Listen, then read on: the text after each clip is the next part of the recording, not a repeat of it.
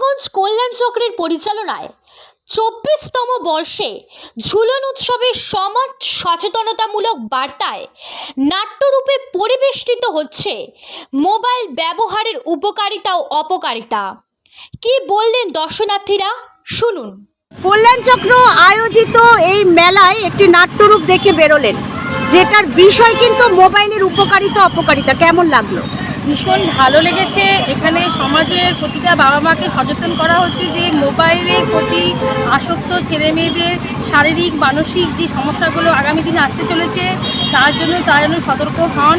এবং আমি প্রতিটা বাবা মার উদ্দেশ্যেই বলবো যে ছোট থেকে বড় কাউকেই মোবাইলের প্রতি অ্যাডাক্ট হতে দেবেন না, তাতে কিন্তু শিশু মনের একটা ভালো বিকাশ ঘটতে পারবে না।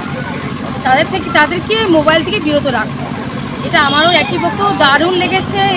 এই যে প্রোগ্রামটা হলো মোবাইলের উদ্দেশ্যে খুব দারুণ লেগেছে। আপনার নাম? আমার নাম ঝুম্পা সিংহ রায়।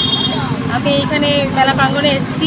কোথা থেকে এসেছেন আপনি? আমি কাঁচরাপাড়া থেকে এসেছি। অনেক কল্যাণ চক্র আয়োজিত এই যে নাট্যরূপ মোবাইলের উপকারিতা অপকারিতা, একজন টিনেজার হিসেবে তুমি কি বলবে? কেমন লাগলো? কতটা ভালো লাগা? আমি বলতে চাই, বাচ্চারা ছোট ছোট বাচ্চাদের যে হাতে মোবাইল দেওয়া হচ্ছে, মা বাবা ছেড়ে দিচ্ছে তাদেরকে, সারাক্ষণ মোবাইল দেওয়া হচ্ছে, মোবাইলের মধ্যে ঢুকে যাচ্ছে, এগুলো তো একদমই উচিত না।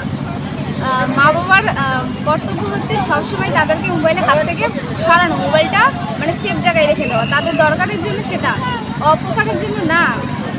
ভুলভাল জিনিস দেখা, কার্টুন দেখা ইত্যাদি অনেক কিছু আছে, ওগুলো থেকে দূরে রাখা।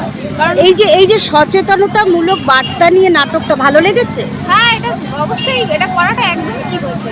কারণ প্রত্যেকটা ফ্যামিলিতে প্রত্যেকটা বাচ্চারাই এটা করে, একদমই উচিত করেছে, এটা দেখানো একদম ঠিক আছে। তোমার নাম? আমার নাম ইন্দুলেখা বিশ্বাস। কোথা থেকে এসেছো? আমার এই কল্যাণ চক্র মাঠে এখানে বাড়ি, পাশে। অনেক